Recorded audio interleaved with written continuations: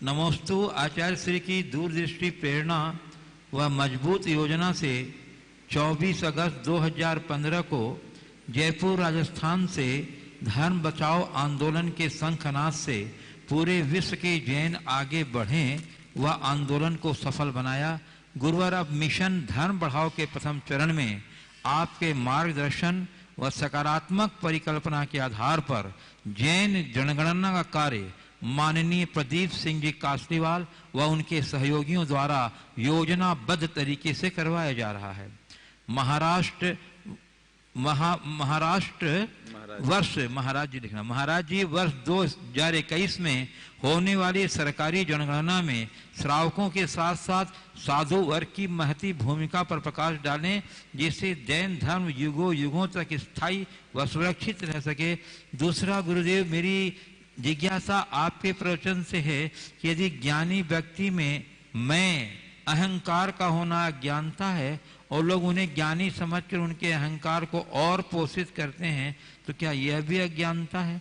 गुरुवर, दोनों पक्षों की अज्ञानता का परिणाम समाज को किस दिशा में ले जाएगा, कृपया समाधान करें।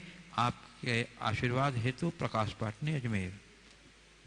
देखिए, बिल्कुल सही बात है। आज 24 अगस्त हम सबके लिए ऐतिहासिक दिन। जयपुर में मुझे तो उम्मीद भी नहीं थी कि ऐसा कुछ होना है, पर गुरुदेव के ज्ञान में पता नहीं क्या संयोग था, उन्होंने हम लोगों को जयपुर भेजा और जयपुर में जो प्रसंग घटा, जयपुर उच्च न्यायालय के द्वारा धर्म बचाओ अभियान छिड़ गया, धर्म बचाओ आंदोलन छिड़ा और पूरे देश नहीं बल्कि पूरे विश्व के सभी समुदायों के लोगों ने जिस तत्परता से अपने आप को इस आंदोलन से जोड़ा, उसका परिणाम हम सबके सामने है। जयपुर से जो धर्म बचाओ आंदोलन के कार्यकर्तागण थे, राजेंद्र गोधा के नेतृत्व में बहुत तत्परता से इस कार्य को किया और इस मंच से जो कुछ कहा गया सबने उसे फॉलो किया। ये एक बड़ा शुभ लक्षण है और इस बात का प्रमाण है कि यदि किसी बड़े उद्देश्य के लिए कोई सच्चा आह्वान किया जाए तो पूरी समाज उसका अनुकरण करने के लिए तैयार है, और जब जब समाज ने अनुकरण किया है उसके बहुत अच्छे परिणाम निकले। पिछले वर्ष हमने इसी संदर्भ में एक बात कही थी कि धर्म बचाओ नहीं, अब धर्म बढ़ाओ की बात होनी चाहिए, और अभी हमें धर्मियों को बढ़ाने की जरूरत है क्योंकि हमारी संख्या अब बहुत सीमित होते जा रही है।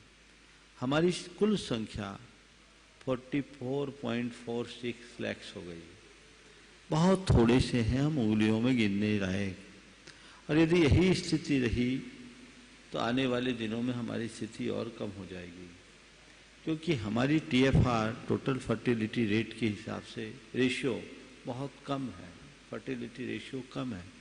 इस संदर्भ में बहुत सारी चर्चाएं पहले हुई और हमने जैन जनगणना जागरूकता अभियान की शुरुआत की थी। बहुत सारे लोगों ने उसमें भागीदारी की।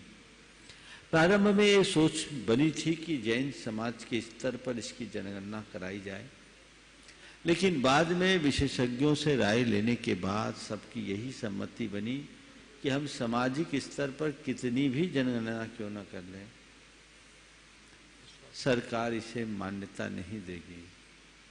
हमें सरकारी स्तर पर जनगणना को ध्यान में रखना होगा और तब इसका नामकरण परिवर्तित करके जैन जनगणना जागरूकता अभियान दिया। प्रदीप सिंह जी कासलीवाल को इसका नेतृत्व दिया गया, वो इस कार्य को आगे बढ़ा रहे। लक्ष्य तो यही था कि इस वर्ष के पर्यूषण से हम इस अभियान को गति दें, पर कोरोना के संकट को देखते हुए लगता नहीं है कि 2021 में जनगणना शुरू हो पाएगी। और जब भी जनगणना शुरू हो, हमें समाज में एक बड़ी जागरूकता उत्पन्न करनी है, एक ऐसी लहर कि हर कोई जनगणना में हिस्सेदार बने।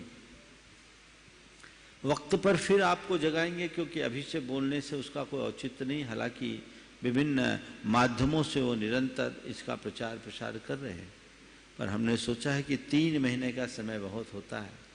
आप 3 महीने में पूरे देश में एक लहर उत्पन्न कर दे कि हर कोई जनगणना में हिस्सेदार बने। और केवल नाम जैन लिखने से काम नहीं होगा। आप जैन लिखो न लिखो, जनगणना से उसका कोई संबंध नहीं है। धर्म के कॉलम 6 में आपको अपना नाम डालना है, वहां चिन्ह बनाए।